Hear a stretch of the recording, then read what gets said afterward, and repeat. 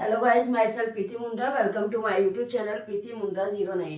तो आज मैं आपको ट्रिग्नोमेट्रिक आइडेंटिटीज के बारे में बताने वाली हूँ। वैसे तो आप लोगों को मालूम ही है कि हमारी ट्रिग्नोमेट्रिक आइडेंटिटीज जो मेन है वो 3 होती हैं और उसी से हम बाकी की आइडेंटिटीज बना सकते हैं। बट वो 3 आइडेंटिटीज कहाँ से आई उसके लिए मैं एक सिंगल फॉर्मूला यूज करने वाली हूँ और उस सिंगल फॉर्मूले से टोटल 99 आइडेंटिटीज आप फाइंड आउट कर सकते हो, राइट। तो जैसे कि मैंने चैप्टर के स्टार्टिंग में ही बताया था कि हमारी जो ट्रिग्नोमेट्री है वो पूरी की पूरी राइट एंगल ट्राइंगल पर बेस्ड है। और जहां पर राइट एंगल ट्राइंगल की बात आती है तो हमारे माइंड में एक ही चीज आती है कि वहां पर पाइथागोरस अप्लाई जरूर होगी, राइट। तो वही हम यहाँ करने वाले हैं, ठीक है। तो पाइथागोरस अप्लाई करना है तो सबसे पहले राइट ट्राइंगल बनाएंगे। तो ये हमने राइट एंगल ट्राइंगल बना लिया। ध्यान से समझना, बहुत सिंपल मेथड है, कुछ भी ऐसा नहीं है जो आप लोगों को समझ में ना आए। बहुत सिंपल मेथड है। इसको ए ले लो, इसको बी ले लो, इसको सी ले लो। अब ये तो मालूम ही है ना आप लोगों को कि ये 90 डिग्री के अपोज में जो साइड होती है उसको हाइपोटेन्यूज बोलते हैं। हाइपोटेन्यूज, ठीक है। और ये हमारा बेस होता है। जो भी एंगल हम ले रहे हैं उसके साथ वाली जो लाइन रहती है वो बेस बनाती है और जो एंगल हमने लिया है उसके अपोजिट जो साइड रहती है वो परपेंडिकुलर होती है। मैंने पहले भी बताया, ये वापस से मैंने लिख दिया है, ठीक है। यहां तक किसी को कोई डाउट नहीं है। अब मैं यहाँ पे पाइथागोरस थ्योरम अप्लाई कर रही हूँ, राइट। तो using Pythagoras theorem, using Pythagoras theorem. Pythagoras theorem तो आई थिंक सभी को मालूम है क्योंकि ये क्लास 6 से शुरू हो जाती है, राइट। तो पाइथागोरस थ्योरम क्या होती है? Hypotenuse square equals to base square plus perpendicular square. तो एक बार मैं ये लिख देती हूँ, मैं बार बार नहीं लिखूंगी। Hypotenuse square equals to perpendicular square plus base square. मैंने बस एक ही बार लिख दिया, नेक्स्ट टाइम मैं लिखने वाली नहीं हूं। अब हाइपोटेन्यूज देखो हमारे पास कितना है, AC। तो AC square equals to perpendicular is BC, BC square plus base is AB, right. अब हमें यहाँ पे क्या करना है, जरा ध्यान से समझना। सबसे पहली हमारी आइडेंटिटी होती है साइन और कॉस के टर्म में, राइट।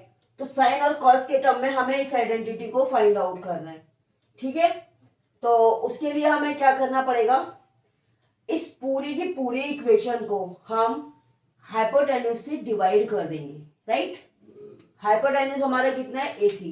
तो हम AC से डिवाइड कर देंगे, dividing by AC square on both side, ठीक है। तो यह हो जाएगा AC square equals to BC square upon भी लिख देते हैं, AC स्क्वायर, और ये भी AC square plus AB square upon AC square, right. I think यहां तक कोई प्रॉब्लम नहीं है। अब इस AC स्क्वायर से ये AC स्क्वायर कैंसिल हो जाएगा, इधर 1 बचा। अब जरा ध्यान से समझना, इसको मैं लिखने वाली हूं BC upon AC, right, square, और ये हो जाएगा हमारा AB upon AC square.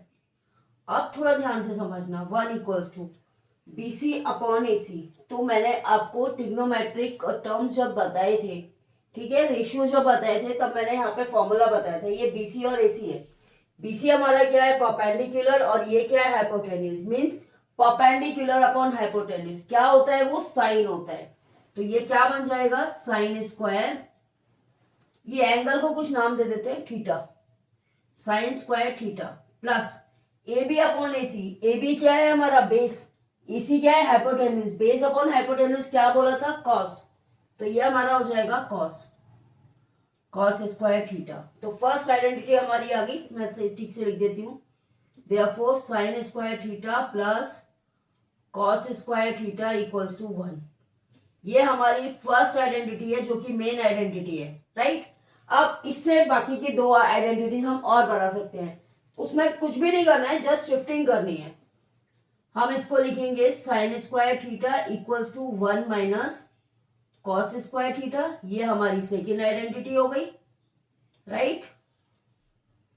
And करके मैं लिखती जा रही हूँ एंड। अब अभी मैंने कॉस को यहाँ पे शिफ्ट किया था, अभी मैं साइन को यहाँ पे शिफ्ट करने वाली हूँ। तो यह हो जाएगा हमारा cos square theta equals to 1 minus sine square theta, right. तो यहां पर देखो पाइथागोरस थ्योरम से मैंने एक आइडेंटिटी निकाली और उससे बाकी की ये 2 आइडेंटिटी और बन गई, ये टोटल 3 आइडेंटिटीज हो गई, राइट। अब आप बोलोगे कि ठीक है इसको तो मान लिया, बाकी की आइडेंटिटीज का क्या? तो उसमें भी हमें यही करना है, ये जो मैंने यहां तक जो बताया है ना, इसमें क्या करना है। अब मैं डायरेक्ट लिख दूं क्या यहाँ पे, क्योंकि स्पेस नहीं है मेरे पास, तो मैं थोड़ा सा डायरेक्ट लिखने वाली हूं। जैसे मैंने यहाँ पे AC स्क्वायर से डिवाइड किया था, अब मैं AC से ना करके BC या AB में से स्क्वायर से डिवाइड करूंगी। तो मैं डिवाइड कर रही हूं सबसे पहले BC स्क्वायर से। इक्वेशन हमारी यही वाली है, ठीक है, यही इक्वेशन है, dividing by BC square on both side, ठीक है। ध्यान से समझना, एक मैंने पूरा सिस्टमैटिक वे में बता दिया, बाकी में थोड़ा सा मैं शॉर्टकट लेने वाली हूँ बिकॉज ऑफ स्पेस, राइट। तो BC स्क्वायर से जब डिवाइड करेंगे तो यह हो जाएगा AC square upon BC square equals to BC square upon BC square plus AB square upon BC square. इससे ये कैंसिल हो गया। अब यहां ध्यान से समझना, AC अपॉन BC, AC क्या है यहाँ पे, hypotenuse, hypotenuse upon perpendicular, hypotenuse upon perpendicular, यानी कि साइन का अपोजिट हो गया, ठीक है। तो ये क्या बन गया हमारा, कोसेक। एक बार मैं लिख दूं क्या यहाँ पे, AC upon BC whole square. चलो मैं लिख ही देती हूँ एक बार, इधर 1 बन गया और इसको लिखेंगे AB upon BC whole square. अब लिख देती हूँ मैं, ये हमारा कोसेक बन गया, cosec square theta equals to 1 plus AB upon BC, AB यानी कि base, base upon perpendicular, B upon P, ये किसका फॉर्मूला होता है, कॉट का, tan का अपोजिट होता है ना, तो ये कॉट बन गया, राइट। ये हमारी सेकेंड मेन आइडेंटिटी हो गई। अब इससे बाकी की दोनों निकाल देंगे। ये हो जाएगा cosec square theta minus 1 equals to cot square theta and अब हम क्या करेंगे, कॉट को इधर भेज देंगे, cosec square theta minus cot square theta equals to 1। ये हमारी बाकी की और 2 आइडेंटिटीज बन गई यहाँ पे, ठीक है। तो 3 आइडेंटिटीज हमारी ये थी और 3 आइडेंटिटीज हमारी ये हो गई, ठीक है। अब हमारी कौन सी आइडेंटिटी बची, tan और sec वाली। तो tan और sec की आइडेंटिटी के लिए हम क्या करेंगे, थोड़ा सा स्पेस यहाँ पे कर लेते हैं, ये मैं यहाँ से इरेज कर दे रही हूँ, ठीक है, क्योंकि इतना तो आप लोगों को आ ही गया ना समझ में, तो मैं यहाँ से इरेज कर देती हूँ। अब देखो, अब हमें क्या करना है, मैंने AC से डिवाइड कर दिया, BC से कर दिया, अब क्या बचा हमारे पास, AB, तो हमें AB से डिवाइड करना पड़ेगा।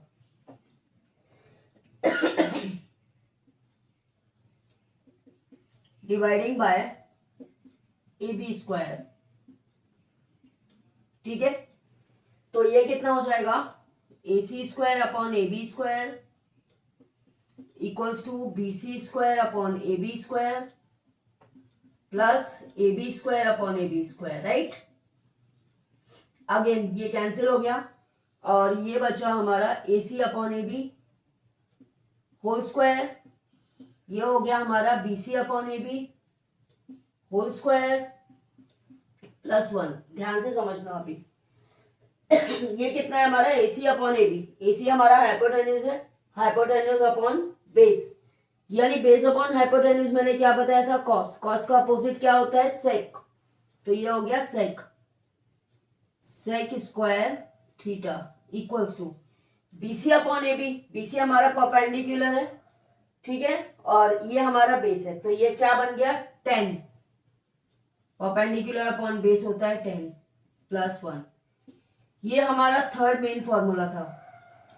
अब इसी से बाकी के दोनों बना देते हैं, ये हो जाएगा sec square theta minus 1 equals to tan square theta, ठीक है, इससे एक ये बन गया, देयरफॉर करके लिख देते हैं। एंड अब हम क्या करेंगे, 1 को उधर ही रखेंगे, 10 को इधर भेज देंगे। Sec square theta minus tan square theta equals to 1। ये हमारी नेक्स्ट आइडेंटिटी बन गई। इसकी भी हमने 3 आइडेंटिटी बना ली। तो कुल मिला के हमने जो आइडेंटिटीज आज बनाई एक सिंगल फॉर्मूले से, पाइथागोरस से, वो कितनी बनाई हमने, 9 आइडेंटिटीज बनाई। ठीक है, तो आज के वीडियो में बस इतना ही। वीडियो पसंद आया आप इसे लाइक करें, शेयर करें। ठीक है, and all the best for all student of